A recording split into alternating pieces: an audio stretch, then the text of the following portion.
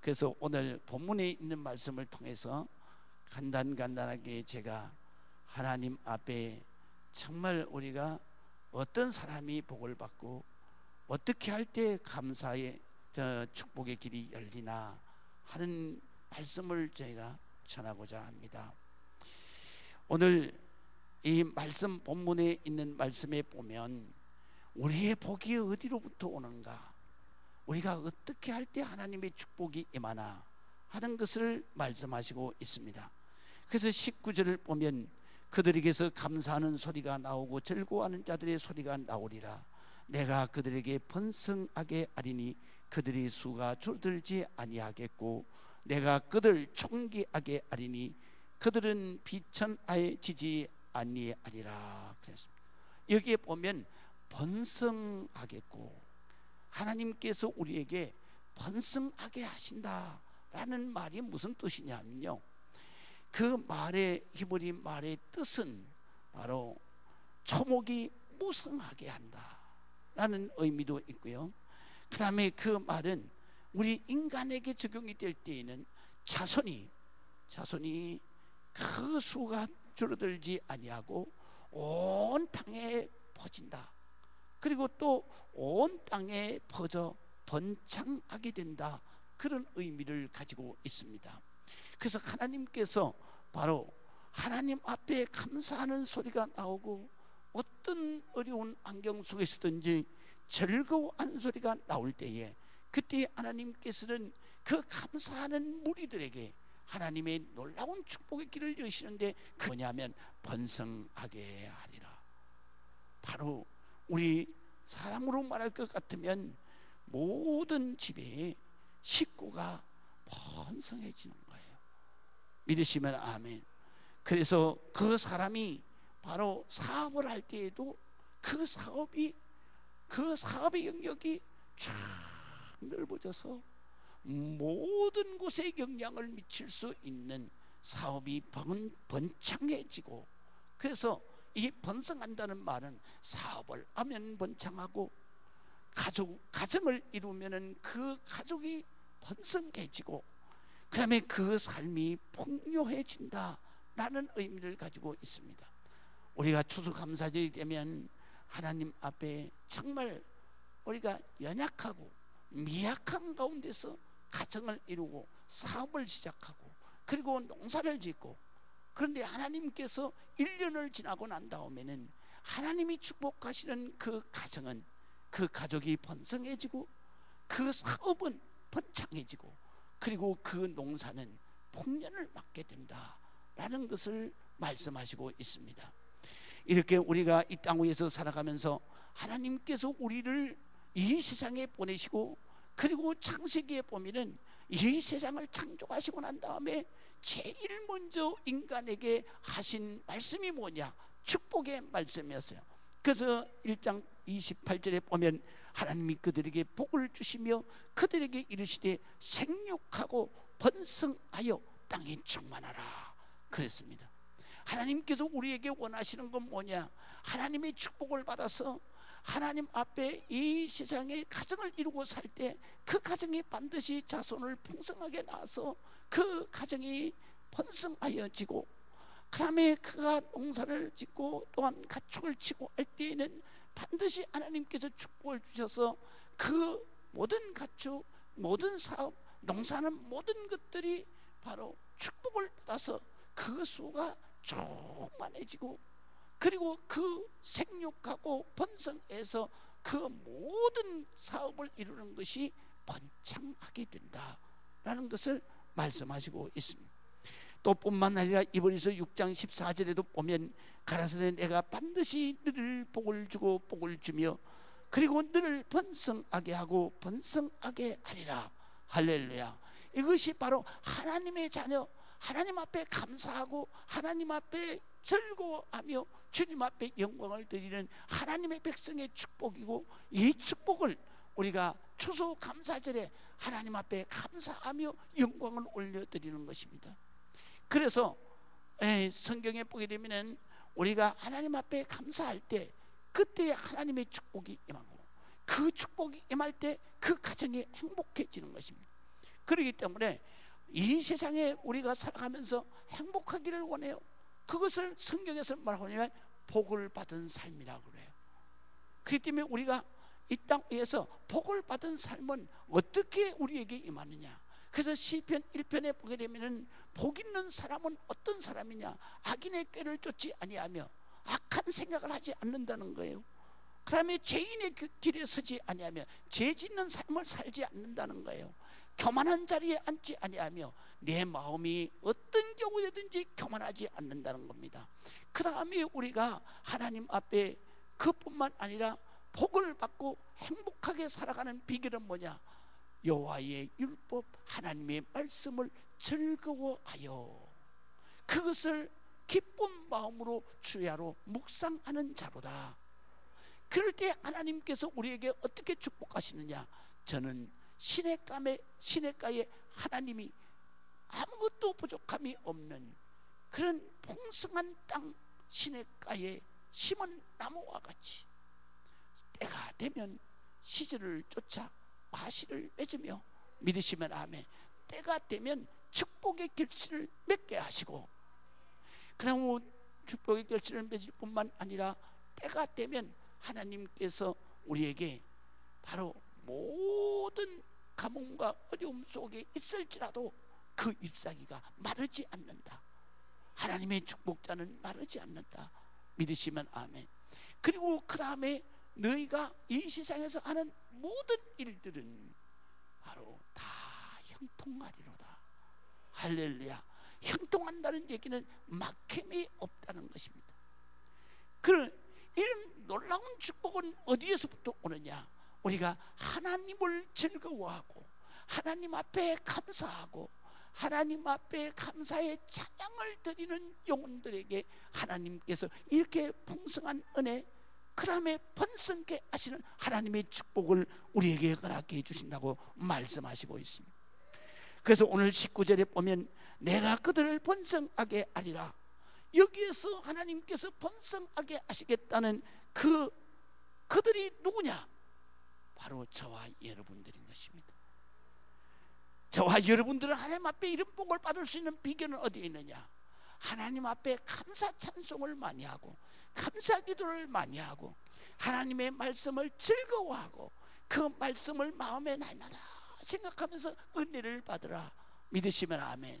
그 다음에 은혜를 받고 그 말씀대로 정말 기쁨으로 살아갈 때 하나님께서 반드시 이런 축복을 허락해 주시는 줄로 믿으시기를 주의 이름으로 축원합니다. 두 번째로 오늘 성경에 보면 하나님께서 감사할 때 너를 바로 존귀하게 하시겠다 그랬습니다. 그래서 바로 19절 하반절에 보면 내가 그들을 존귀하게 하리니 그들이 비천하여지지 아니하리라. 믿으시면 아멘. 여기에 존귀하게 하신다는 말씀은 뭐냐? 바로 전의 성경에는 영화롭게 하리니 이렇게 말씀을 하셨어요. 영화롭게 한다는 말과 존귀하게 한다는 말이 같은 말이에요. 다시 말하면 존귀하게, 이 말은 뭐냐? 하나님께서 너희를 높여서 그리고 너희를 아주 귀중한 존재, 소중한 존재로 너희를 축복하겠다. 너희가 정말 비참하지 않고 비천해지지 않도록 하나님께서 너희를 세워서 축복하시겠다라는 것입니다. 이것을 바로 뭐라고 그러냐? 영화롭게 된다는 거예요. 할렐루야. 이 영화 속에는 무슨 의미가 들어있냐면 기쁨의 순간을 말하는 거예요. 우리가 하나님 앞에 영광을 올려드립니다. 그것은 하나님 앞에 기쁨을 올려드립니다. 그 기쁨은 어느 때 임하느냐? 바로 감사할 때 기쁨이 임하는 거예요. 영화롭게 되는 것도 역시 기쁜 존재로 살아갈 수 있게 하신다. 그것은 무엇을 의미하느냐? 내가 감사할 때, 감사의 찬송을 부를 때 내게 기쁨이 오는 거예요. 그래서 기쁨이 언제 오느냐? 바로 내가 죄의 속박에서 해방될 때 기쁨이 오는 거예요. 그거를 뭐라고 하냐? 우리가 회개의 은혜라고 말하는 것입니다. 우리가 예배를 시작할 때 가장 먼저 은혜를 받아야 되는 것은 뭐냐? 우리가 찬송하면서 속죄 찬송을 하면서 우리가 그것을 회개할 때, 그때 주님께서 십자가의 보혈로 내 모든 죄의 속박에서 너를 자유하게 해방했다. 그래서 그 사죄의 기쁨이 우리에게 임하는 거예요. 그것이 바로 하나님이 주시는 가장 큰 행복이죠. 그래서 데살로니가전서 16절에 이렇게 말씀하시죠. 너희가 항상 기뻐하라. 이 기쁨이 어떤 기쁨이냐? 바로 주님 앞에 와서 나는 기뻐할 게 없어요. 근데 주님 앞에 와서 죄책감으로 고통받고 죄책감으로 인해서 내가 기쁜 날이 없었던 세상의 삶을 하나님 전에 들어와서 정말 하나님 앞에 내 죄 때문에 십자가에서 죽으시고 내 죄값을 대신 지불해 주신 예수 그리스도의 십자가 앞에서 하나님, 내가 지난 한 주간 동안에 지은 이런 모든 죄를 주님 이 자리에서 내려놓습니다.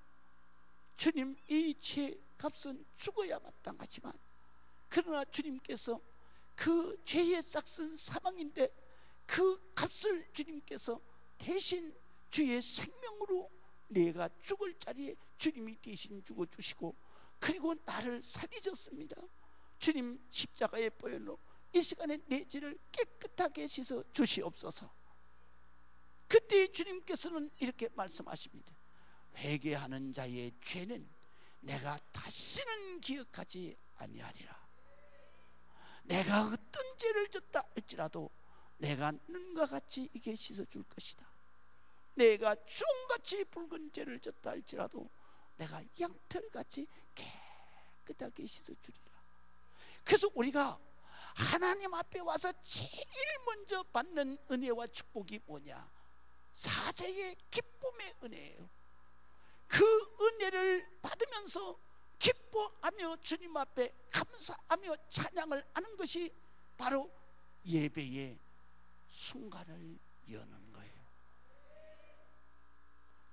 이 예배 때 받은 그 기쁨으로, 예배 때 받은 그 하나님의 말씀으로 주시는 내 마음의 평안함으로 우리가 세상을 나가 살 때에 어떤 환경, 어떤 순간을 맞더라도 우리는 두려워하지 아니하고 무서워하지 아니하고 주님께서 내게 반드시 내 죄를 다 씻어서 축복의 문을 열어주시고 우리 주님이 나를 사랑하셔서 나를 하나님의 자녀로 삼아주시고 하나님의 자녀인 나에게서 눈을 떼지 않고 지키시기 때문에 내가 낮에 해가 내 삶을 상하지 않게 할 것이고, 다시 말하면 주님이 나와 함께 하시고 주님이 보호하시는 주님의 그늘 아래 있을 때 낮에 해가 너를 상치 아니하며 어떤 사고도 나지 않는다는 거죠. 어떤 사고 속에서도 우리를 건강하게, 우리를 다치지 않게 보호하여 주시고 상함이 없게 하시고, 믿으시면 아멘. 밤의 달이 너를 해치 않는다. 우리가 밤에 잘 때에 정말 우리는 어떤 재난이 오거나 재앙이 왔을 때 우리는 피할 수도 없이 속수무책 당하는 것입니다. 그런데 하나님께서 우리가 밤에 고이 잠들어 있을 때 우리 주님은 주무시지도 아니하시고 졸지도 아니하시면서 우리를 지키시고 계셔서 그 모든 재앙을 우리에게서 떠나게 하시고 재앙이 오지 못하게 막아주시고 모든 환난을 면케하시며 내가 이 세상에 살아가면서 수많은 매일같이 출입하는 내 출입을 지금부터 영원까지 지키시리로다. 할렐루야. 이런 놀라운 축복이 어느 때 오느냐? 우리가 하나님 앞에 감사하고 기쁨으로 감사의 찬송을 드리고 하나님의 은혜 안에 있는 하나님의 사랑하는 자녀로 살아갈 때 하나님께서는 우리를 소중하고 존귀하게 세우시고 우리가 비참하거나 비천하지 않게 우리 하나님께서 우리를 버려두지 아니하시고 우리를 붙드시고 인도하시고 축복하시고 축복해 주시는 행복한 삶을 살게 하신다. 믿으시면 아멘. 우리가 추수감사절의 유래 영상을 봤습니다. 이 영상에 보게 되면은 여러분들이 이제 잘 알잖아요. 이 청교도들이 영국에서 신앙생활을 못했어요. 왜 신앙생활을 못했냐 하면 영국은 그 당시에 국교가 바로 성공회였습니다. 성공회는 천주교에서 살짝 변경된 그런 종교입니다. 그런데 거기에 성공회의 수장이 누구냐? 바로 영국의 왕이었습니다. 가톨릭에는 수장이 누구예요? 교황이잖아요. 그래서 교황의 그러한 잘못된 것을 우리가 순종하지 않겠다. 그래가지고 헨리 8세가 세운 것이 바로 성공회입니다. 그래서 성공회는 수장이 영국 왕이에요. 그런데 청교도들은 우리는 난다, 성경대로 산다. 우리의 수장은 누구냐? 예수 그리스도다. 그러니까 영국의 왕이 핍박을 하는 거예요. 그래가지고 그들이 그 압박에 견딜 수가 없어서 그 청교도들이 배를 띄워서 어디로 이주를 하느냐 하면 네덜란드로 이주를 해요. 그리고 네덜란드 암스테르담과 라덴에 가서 흩어져서 살았어요. 그렇게 살았는데 그 영국 왕이 죽었다는 거예요. 그리고 새로운 왕이 바로 엘리자베스 1세가 등극을 한다. 그래서 이 청교도들이 이제는 정말로 네덜란드에 피난해서 사는 삶을 전개하고, 그리고 영국의 고향으로 돌아가서 그들이 살았던 고향이 어디냐? 영국의 프리머스라고 하는 그 지방에서 살았어요. 그래서 프리머스 고향으로 돌아가려고 배를 준비해가지고 그래가지고 이제 돌아왔는데, 엘리자베스 여왕이 입국을 환영할 줄 알았는데 입국을 불허하는 거예요. 못 들어오게 하는 거예요. 그래서 이 사람들이 배에서 일년을 지내게 되는 거예요. 그러다가 우리가 영국에 못 들어갈 바에는 차라리 우리가 신앙생활을 정말 자유롭게 할 수 있는 그러한 곳으로 가자. 그 당시에 아메리칸 신대륙이 바로 발견이 돼서 많은 사람들이 아메리카로 건너갈 때, 그때 이 청교도들도 역시 이 메이플라워라는 배를 만들어 가지고 거기에서 이제 거기에 성무원들까지 101명이 타고 대서양을 건너가죠. 그래서 건너가는데 그때는 우리 지금처럼 이렇게 이 가는 배가 아니라 바람이 불면 가는 배, 범선을 타고 가는 거예요. 바람이 불지 않으면 머물러 서 있는 거죠. 그리고 대서양 바다가 얼마나 바다가 풍랑이 심합니까? 그곳에서 정말 죽을 만큼 힘든 가운데서 2개월 동안의 항해 끝에 그 미국 신대륙에 도착하게 되죠. 거기에 도착을 했습니다.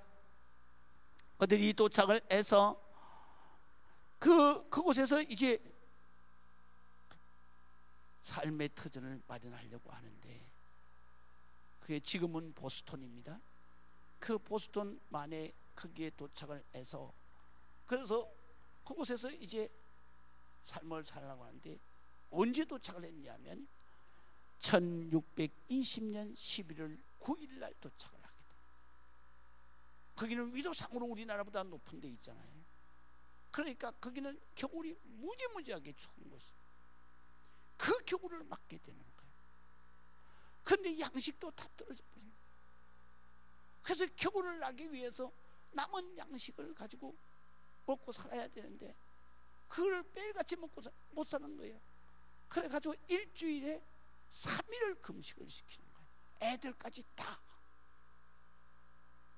그리고 또 인디안 습격이 들어오는 거예요. 그런데다가 신대륙에 가서 살다 보니까 괴혈병이 생겼어요. 그 다음에 폐렴이 생겼어요. 그래서 그 갔던 101명이 절반이 다 죽어버려요. 그 겨울을 견디지 못하고.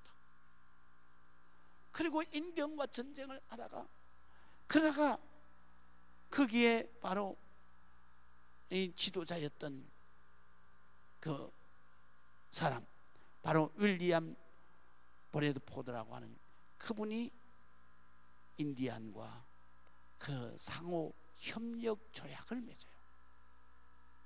그리고 서로 싸우지 말자. 그래서 불가침 조약을 맺어요. 청교도들이 말이죠, 우리 주님의 말씀을 철저하게 순종하고 사는 사람들이. 그래서 주님이 뭐라 그래요? 원수를 사랑하라. 그래서 인디안들이 자기를 죽이려고 오는데 그들에게 바로 사랑의 모습으로 나가는 거예요.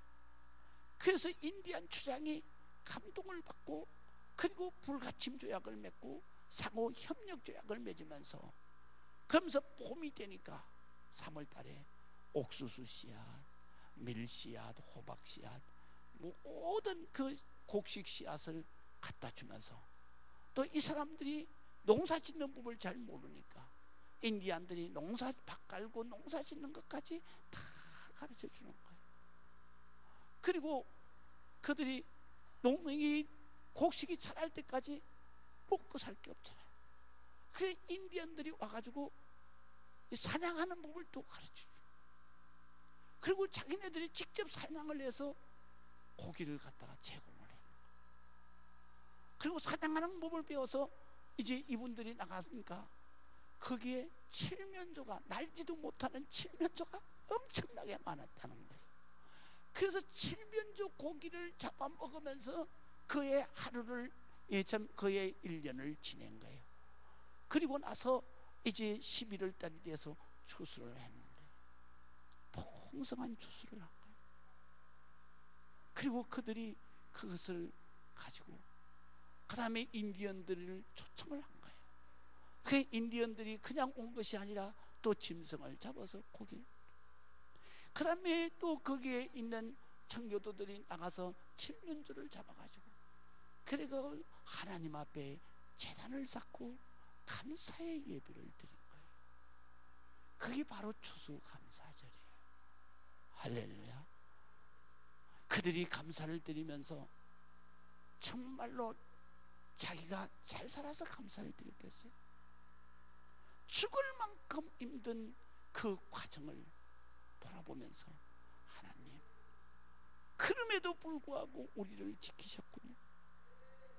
우리를 이 신대륙 하나님께서 정말 축복의 땅, 우리가 마음껏 신앙생활할 수 있는 축복의 땅으로 인도해 주셔서 감사합니다. 그리고 원수로 다가왔던 인디안들과 함께 형제애를 맺으면서 이렇게 함께 하나님 앞에 예배를 드리고, 그리고 함께 이 기쁜 날을 감사하게 하는 그러한 절기로, 축제로 드리게 됨을 감사한 거죠. 그렇기 때문에 추수감사절은 바로 이런 성경적 유래가 있어요. 성경적 유래는 오늘 말씀이죠. 이스라엘 백성들이 바벨론의 포로로 70년 동안 잡혀 종살이를 하다가 하나님의 은혜로 고레스 왕의 칙령에 따라서 자기 고향으로 꿈과 같이 돌아오는 거예요.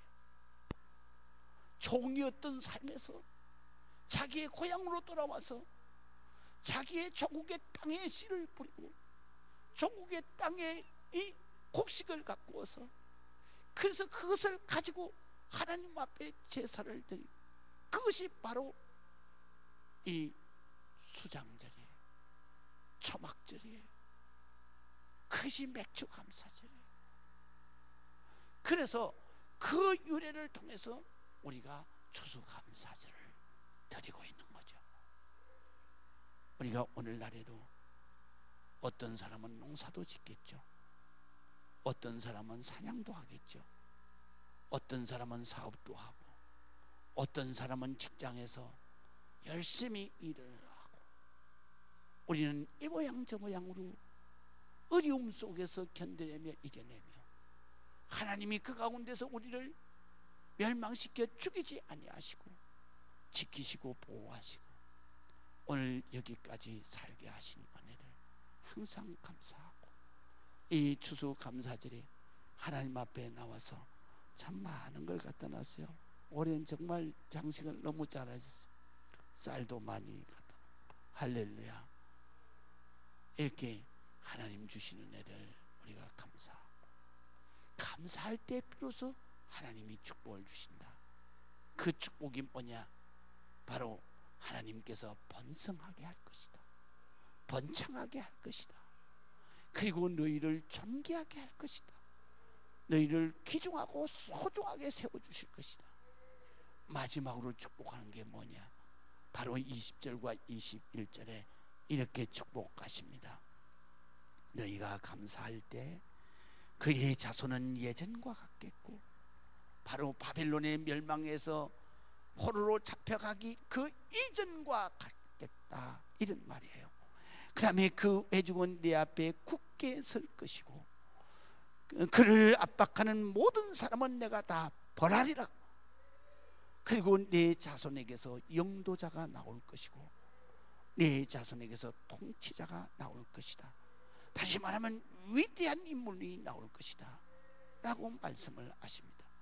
여러분, 우리 인간이 살아가면서 가장 큰 소원이 뭐겠습니까? 내 사업이 잘 되는 거겠습니까? 내가 무병장수하는 거겠습니까? 어떤 사람 누구를 세워놓고 물어봐도 내 이 땅 위에서 가장 큰 소원이 뭐냐? 자식이 잘 되는 겁니다. 자식이 잘 되는 겁니다. 그래서 하나님은 그것을 아심에 우리가 하나님 앞에 감사하고, 하나님 앞에 말씀을 즐거워하고, 하나님의 말씀을 정말 기쁜 마음으로 주야로 생각하면서 하나님 내게 복을 주시니 감사합니다. 두려워 말라, 놀라지 말라. 내가 너와 함께함이니라. 내가 너를 굳세게 하리라. 내가 너를 도와주리라. 그런 하나님의 말씀을 내가 즐거워하고, 하나님이 나를 도와주시고 있구나, 하나님이 나를 지키고 계시는구나, 하나님이 나를 축복하고 계시는구나, 그거를 생각만 해도 얼마나 기뻐요. 그래서 밤에 자다가도 기뻐서 벌떡 일어나는 거죠. 그래서 시편에 이렇게 말해요. 여호와의 율법, 하나님의 말씀을 즐거워하여 주야로 묵상하는 자로다. 주야라는 말은 밤에 자다가도 이 말씀이 생각나고, 꿈속에서 이 말씀이 들려질 때 벌떡 일어나서 하나님 앞에 찬송하고 하나님 앞에 감사한다는 거예요. 그런 사람이 복을 받는다. 어떤 복을 받느냐? 바로 번성하는 복을 받는다. 어떤 복을 받느냐? 번창하는 복을 받는다. 어떤 복을 받느냐? 존귀한 복을 받는다. 소중하게 하나님이 지키시고 인도하시는 하나님의 자녀의 복을 받는다. 내가 영화롭게 될 것이다.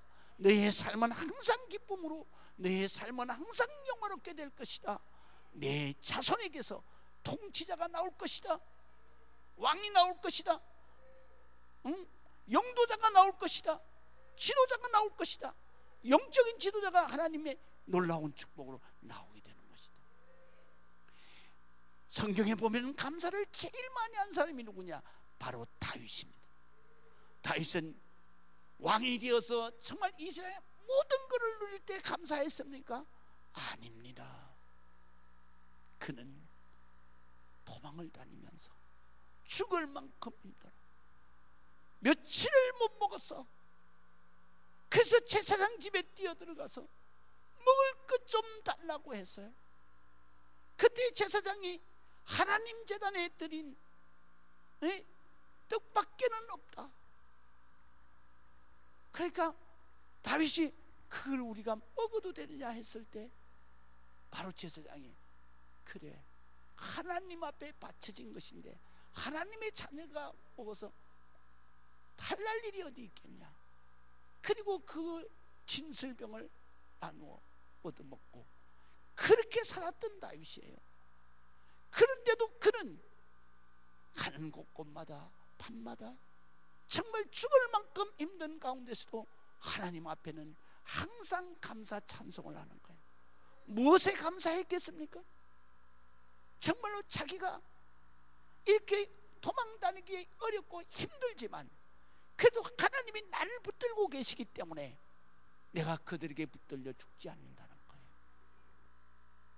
하나님이 정말 도망자의 삶은 너무나도 힘들고 어렵지만, 그러나 하나님께서 바로 다윗에게 기대를 것이고 내가 이 고난과 연단을 통해서 정금같이 나올 때까지 내가 견뎌내고 참아내고 인내해라.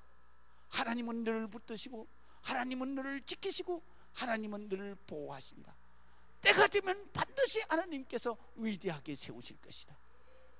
그래서 그는 정말로 비참한 삶을 살면서도 하나님 앞에 감사하고 기뻐하고 찬송해요. 그것이 바로 시편의 절반이 넘는 다윗의 감사 찬송이거든요. 그러니까 하나님께서 다윗에게 너무너무나도 다윗의 믿음이 너무 좋아. 그래서 우리 주님께서 이렇게 말씀하시잖아요. 이새의 아들 다윗을 보니 그는 나와 마음이 합한 자라. 할렐루야. 다윗에게는 말할 게 없어. 이미 하나님의 마음을 너무 잘 알기 때문에. 믿으시면 아멘. 그래서 다윗을 어떻게 축복하느냐? 다윗을 하나님께서 이렇게 축복하십니다. 내가 내 자손으로 이 왕위를 끊어지지 않게 하겠다. 얼마나 큰 축복이에요. 그리고 내 자손을 통해서 바로 위대한 왕, 만왕의 왕이신 메시아가 올 것이다.